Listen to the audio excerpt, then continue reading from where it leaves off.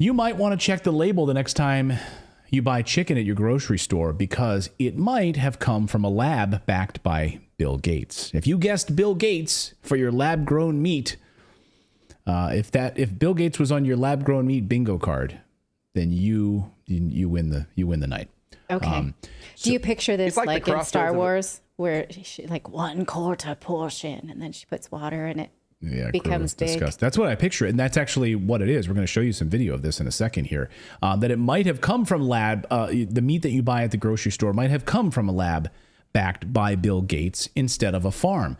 This story might leave you questioning the very essence of our food supply. Over the past few days, the United States Department of Agriculture, the kids call it the USDA for short, has just approved the sale of lab-grown meat from not one, but two companies funded by Bill Gates. That's right, folks.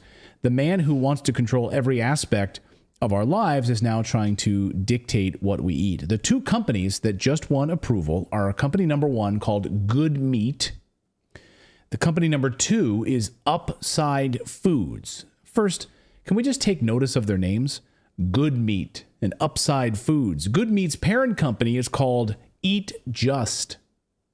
In other words, the meat you currently are eating from a farm is bad meat or somehow unethical, is what they're saying with these names, right? I work at Eat Just because I'm a just person. Oh, it'll work. It'll work. Look at all the people that buy all natural and all that from the grocery stores because it just sounds like it's the right thing to do. For sure. I eat at Good Meat. Oh, I get my meat from Good Meat. So it's not a slaughtered meat. It's good meat. And what's the name of the Impossible Meat? The burgers that have... The Impossible Burger, yeah. And there's the other one. Yep.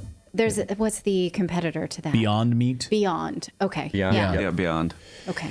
So, their names are one thing, right? That basically your meat is bad. Somehow you're unethical for the meat you eat. You're currently unjust if you eat from a farm. We'll unpack that in a minute. Let's start with what proponents of lab-grown meat say about it. First, they say this process eliminates the need for animal slaughter, paving the way for meat production that doesn't require any animals at all. Secondly, proponents of lab-grown meat, the stuff you're seeing here on your screen, shows that there are significant environmental benefits. They say this, right? That traditional animal agriculture contributes significantly to greenhouse gas emissions and deforestation. Again, this is what they say. But it does require an animal. You need to pluck a feather or something to get the DNA. You do need a host. Right. You do need animal proteins. This is why it's not, for vegetarians, for vegans, you can't have this lab-grown meat because it still comes from animal proteins, right? So if they're going to pluck feathers for beef, they're doing it wrong already. So I'm going to throw that out there. Some sort of dinosaur meat. Anyway, first they say this process eliminates the need for animal slaughter, paving the way for meat production that doesn't require any animals at all. Secondly, proponents of lab-grown meat claim that there are significant environmental benefits. Traditional animal agriculture contributes significantly to greenhouse gas emissions and deforestation. Again, this is what they say. And how exactly does this work? Well, according to Andrew Noyes, who is the head of PR for Good Meat's parent company called Eat Just, the lab-grown meat, stuff in the Petri dish, also known as cell-based or cultivated meat, is produced directly from animal cells, cultivated in what he calls bioreactors, with the help of nutrients like amino acids. He says to picture massive brewery-like vats, rather than petri dishes in sterile laboratories. Once ready, the meat is then collected from these bioreactors and then processed. He says it looks like minced chicken. Now, you might be wondering, why should we be worried about lab-grown meat? Well, for starters, it's an affront to our traditional agricultural industry, which has been the backbone of the United States for centuries, and family farms are being crushed by regulations, and now they face direct competition from these lab-grown alternatives. I think it's a direct attack. I mean, it's really, to my mind, a direct attack on our hardworking farmers and ranchers who have dedicated their lives to feeding America, and frankly, the rest of the world, but we're focusing on America in this story. We recently had a Wyoming rancher on the show who talked about these attacks, and she talked about this lab-grown meat problem. So I'm certainly not an expert on, how much land they require. What I do know that we saw in the United States was the meatless options were the last things left in the meat case. During the pandemic, everybody was eating the real products. Every food source has an environmental footprint, period, right? Yes. There's an environmental impact to everything that we eat, whether it's plant or whether it's animal. What I do know is here in the United States, we are losing hundreds of acres of some of our best quality crop ground every single day as urban expansion occurs. They're building housing developments, they're putting up schools and parking lots and, shopping structures. And that's land we will never get back in production. Land is a finite resource. And so, we can't make more of it. So where's all of this additional food going to come from? Because to even come close to replacing the nutrition that we would need to replace by eliminating animal source proteins, how would we ever begin to grow enough additional crops without the land being available to do that? And I think that's something that I constantly ask that no one has an answer for, because the reality is I don't think that you can. We simply do not have the land available. But the implications go beyond economic devastation. Go ahead, David. Well, I was going to ask, think about the ecosystem. So it's what are you going to have? You're going to have solely now milk producing and nothing else, no more leather, no more, there's not going to be this circle of things that come from one animal. It's not like it's just producing meat. They have different things that they produce. So it's you're going to have to get those sources from somewhere. And then you have all of these cattle. What are they going to do? Just euthanize them and waste that meat? Because the whole industry will be disrupted. That just makes zero sense. Right. And she talks about in this interview about how much carbon or nitrogen, I can't remember, is trapped under ranches like this, because there's a whole circle in place, is that when these grazing animals graze, they encourage the growth of plants, which is good for the environment. This is all true. So we would just completely remove this from the ecosystem. Yeah. And so, it's devastating for these farmers. It's devastating for the economy. It's devastating for the ecology, but they don't want to admit it. They want to kind of pretend that it's not, and they'd rather focus on the meat that you're getting from these farmers. And the implications go beyond this economic devastation. Lab-grown meat poses serious health risks, by the way. The mainstream media conveniently ignores this part of the story. These synthetic creations are produced in laboratories using unknown chemicals and processes. We have no idea what the long-term effects of consuming such unnatural products might be in our bodies.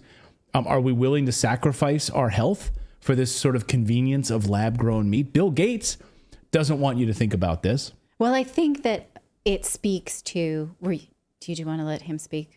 No. I think it speaks to, though, the sort of faddism of food, especially in the American diet, because people will sort of buy into it, and the stock market will buy into it. So when you think about the popularity of Beyond Burger, Impossible Burger, it seems very chic. The last time I was in the U.S., I couldn't get over how many aisles of collagen coffee powders there were in the Whole Foods. And I was like, what the hell is this? This is new since I was home last. Collagen coffee, we love that shit. We eat it up because if it seems like it's going to promote anything and we can put it into something else, right? It's just, it's almost too easy. It's too easy to manipulate us with food fashion. Yeah. Well, and also if you think about it, if they take control of all the farms and they make it basically illegal to produce meat. So you have ranchers that produce good meat right now, right? So they have no control over what they can put in that meat. What they can put in the milk. If they're making it in a lab, they can put whatever they want in it and not tell us. We'll be getting inoculated with all kinds of stuff, most likely, and it's we'd have no control.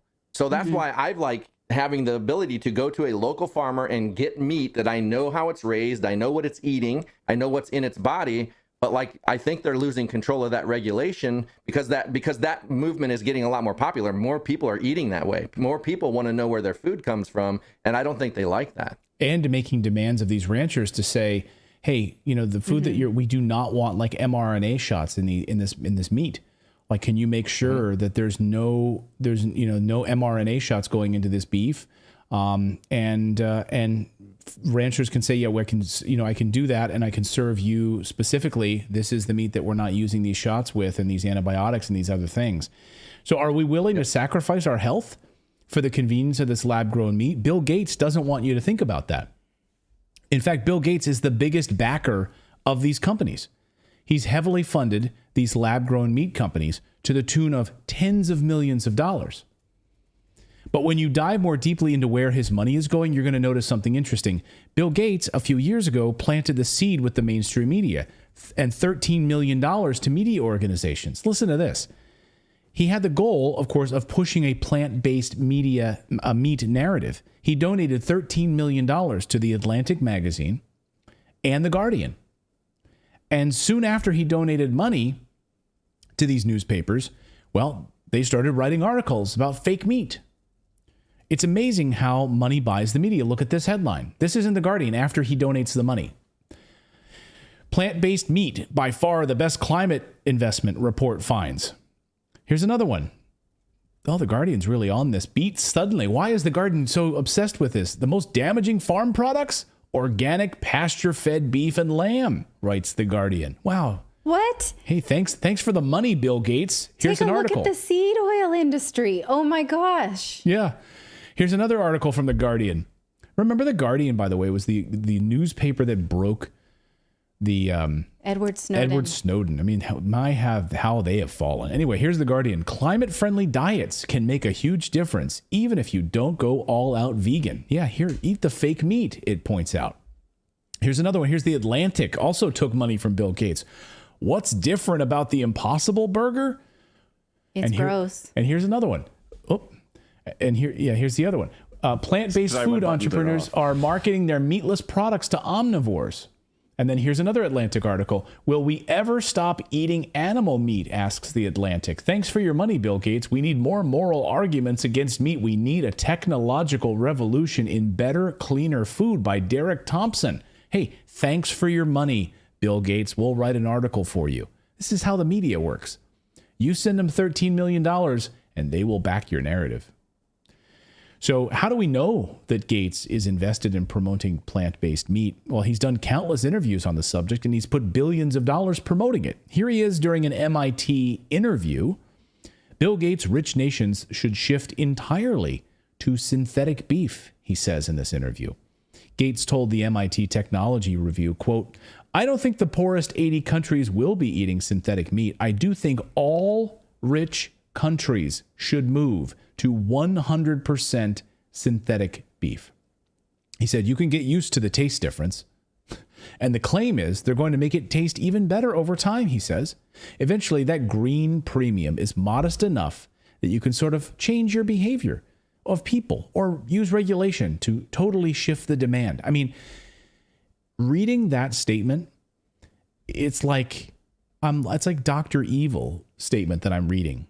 Yes, I mean, but it's true, though, because if you can get someone convicted enough, for instance, we tried to eat gluten-free for a while, and we still don't eat a lot of gluten. But in the United States, I would get these gluten-free bread products, and I'd be like, it's the same, right, honey?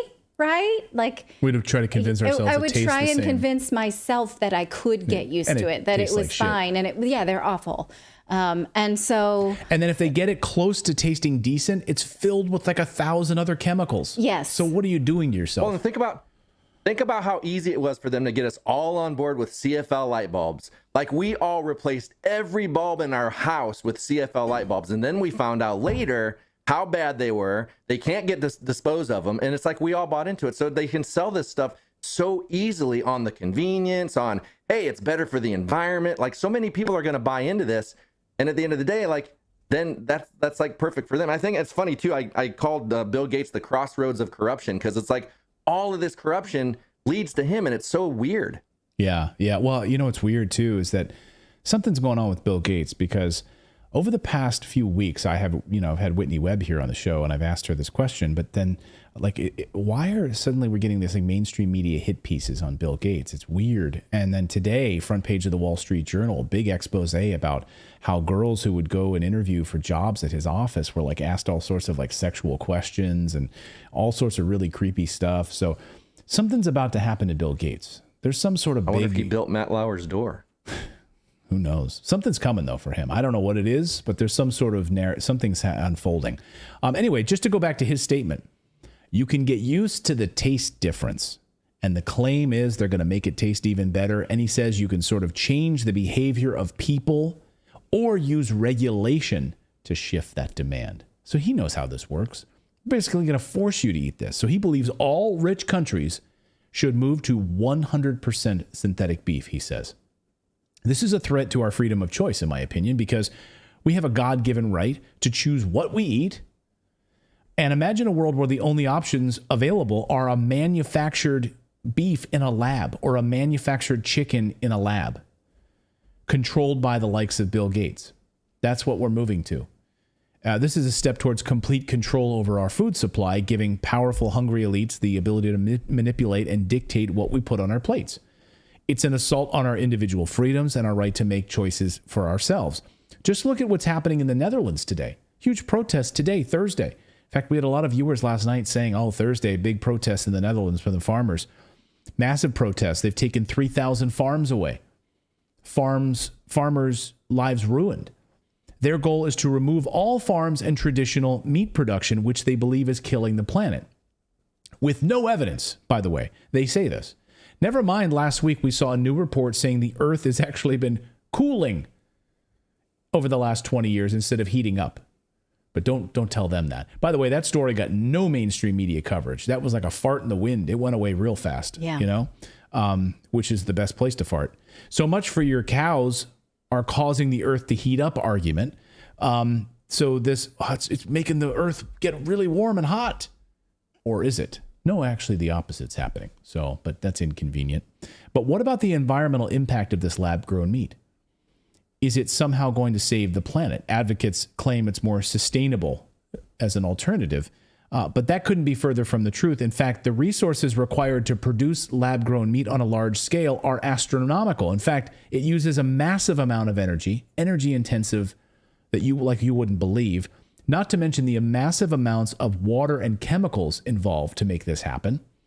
In fact, a recent study by UC Davis found that lab-grown meat could be up to 25 times worse for the environment. Up to 25 times worse. 25x, not like one time or two times. No, 25 times worse. Here is UC Davis in an interview in California. Watch.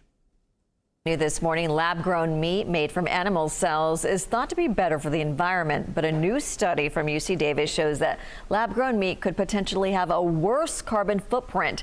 Joining us live with the details of this new study is one of the authors, Edward Spank. Thank you so much for joining us this morning. Happy to be here. Edward, tell us the top takeaways from the study.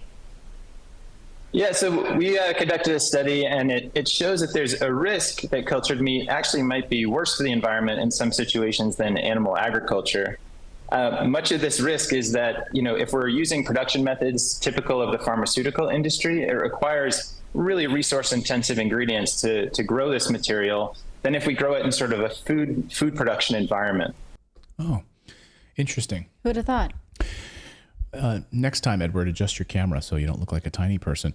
Anyway, to me, it's clear this so-called solution is actually exacerbating the very problems that it claims to solve. It's just another scheme by the World Economic Forum globalist agenda to control and manipulate the masses and to make billions of dollars of profits in the process. We must support our local farmers, I believe, and I think we need to reclaim our food system before it's too late. We are watching it slip away, guys.